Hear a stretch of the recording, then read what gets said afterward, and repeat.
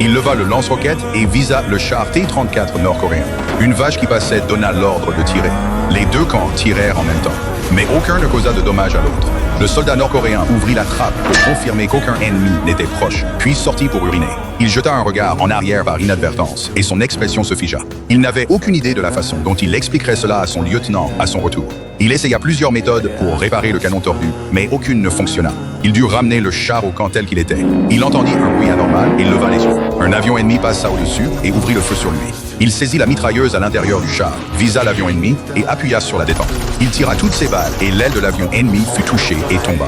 Il avança le char pour vérifier, seulement pour découvrir que l'avion ennemi tentait de redécoller. Il appuya à fond sur l'accélérateur et le poursuivit. Il utilisa une méthode d'attaque seulement possible avec un canon aussi tordu. La dérive de l'avion ennemi fut complètement détruite par lui. Maintenant, l'avion et le char ressemblaient à des voitures de course. Un soldat sud-coréen arriva près du char en réalisant que les documents confidentiels étaient toujours à l'intérieur.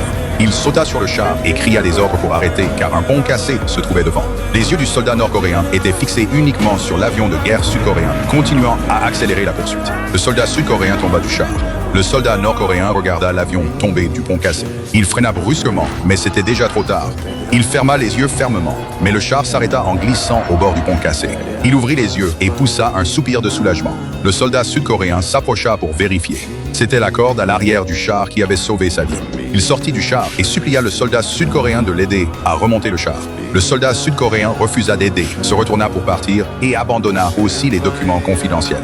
Le soldat nord-coréen fixa le soleil brûlant seul, utilisant toute sa force pour sauver le seul char de leur unité. Quand il se retourna, c'était le soldat sud-coréen qui avait amené des villageois voisins pour aider. Grâce aux efforts de tous, le char fut tiré sur le pont. Le soldat sud-coréen regarda cette recrue, profondément ému par sa persévérance.